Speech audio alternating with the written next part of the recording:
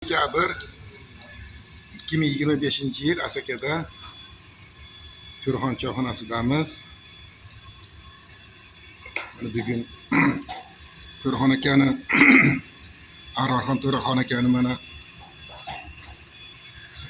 qanday osh qilishini mana nomi ketgan butun viloyatga donga chiqqan choyxona. Masalalar tayyor. Yog'imiz mana kuyyapti. Sizasi qanday osh qilishini Turxon aka ko'rsatib beradi. Kuzatib boringlar. Mana Turxon akaning shogirdlari.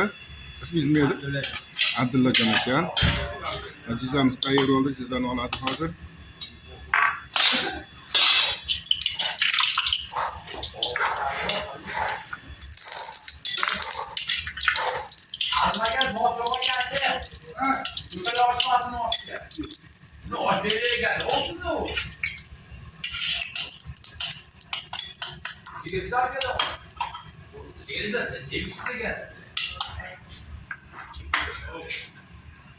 Jizamizning tayyorlab mana ustiga piyozlarni sepdi, tuzlarni sepdi. Judayam ajoyib. Hidini qarang, hidini. 2,5 kilo guruchga mana yog'imiz tayyor bo'lyapti. Abdullajon hozir yog' qiziganda piyozni go'sht tashlaydi. Eskidan aytishardi, mana ovqatni oshni zo'r bo'lishiga o'tyoq qo'shilgan ham hissasi bor deb, bu yerda o'tyoq qo'shish kerak emas ekan. Gaz yonib turibdi, chiroyli bo'lib. Propanmi? Ha, propan ekan, yaxshi ekan. Beminnat xizmat ekan. Piyozlarni oldindan tayyorlab, mana suyaga hozir tashlanadi. Yog'imizga birinchi suyaga tashlanadi. Piyozdan go'sht tayyor, mana tuzlari bilan.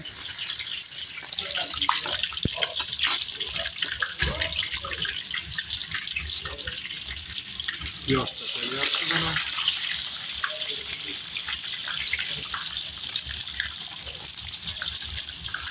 Wow, ajoyib.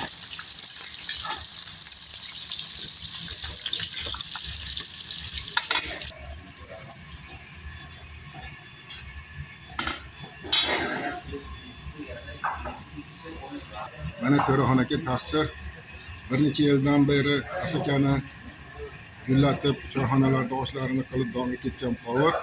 Necha yil bo'ldi taqsir? Choyxonalarda, ha? 48 yildan beri mana povurlik qiladi. Buni insonni qo'ldan osh yemagan odam qolmagan bo'lsa kerak viloyatimizda.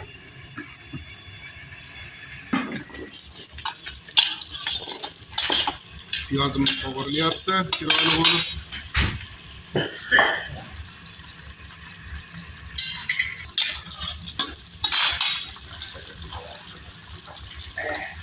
Shogirdlar Abdullajon, qancha bo'ldi Abdullajon sizni shogird tutganingizga? 10 yil. 10 yildan beri birgasizlar shu yerda. Молодец. Oshga shirin bo'lishiga, masalalarni qanday qovurilishiga bog'liq. Mana birinchi suv tashladi, suydi mazasi chiqadi yo'qda. Undan piyoz tashladi, piyoz chiroyli qovurilib qizartirilgandan keyin piyozni mazasi chiqadi. Bular hammasi palovni omor palov bo'lishiga ta'sir ko'rsatadigan omillardan asosiysi. Mana go'sht solyapti. Go'sht soldi.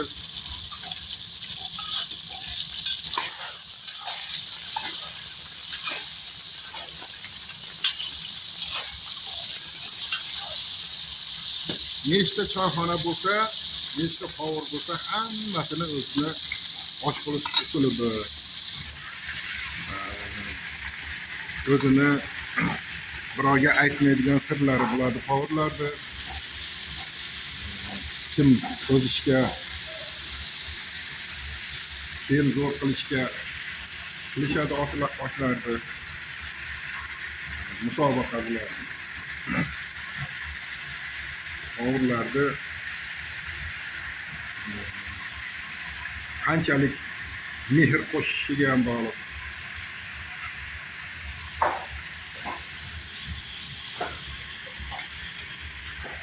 Sazini tayyorlab qo'ydi. Go'sht qovurilyapti. Sazi tayyor mana.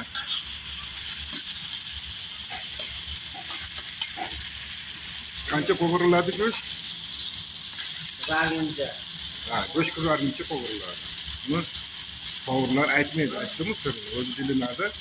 Qizarib go'sht kal qoladigan paytini o'zlari biladi. O't bir xilda yonib turibdi mana gaz. Qozonni tagida.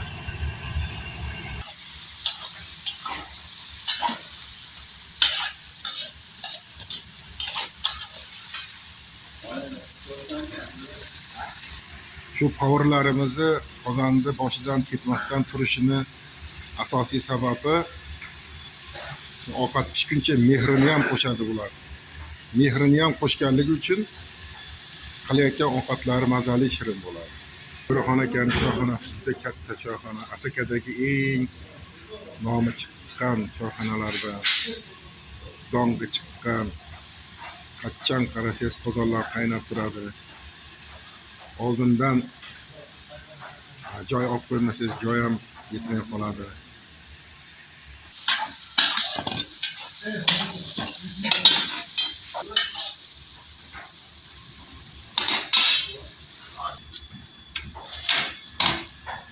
Saz solindi. Sazi ham juda chiroyli qilib qo'rg'algan ekan. Qilib. Go'shtimiz bilan piyozimiz qovurildi, mana sazi solindi.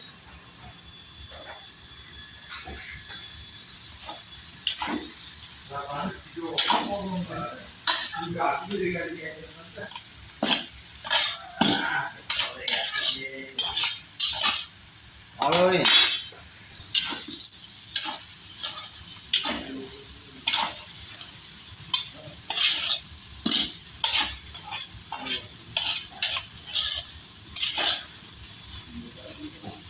Oshda asosiy mazali bo'lish uchun eng asosiysi qanday qovurib olishlik. Go'shtni, piyozni, sazini chiroyli qovurib olinsa, osh bo'ladi, mazali bo'ladi.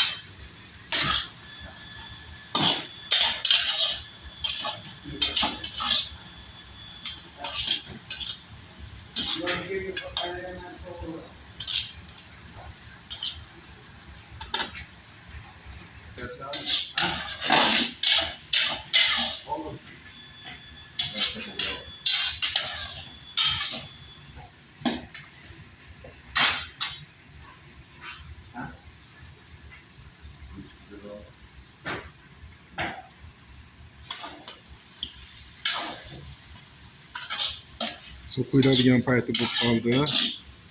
Sazimiz qovurildi. Sazi yana ipak qilib to'lib olgan ekan.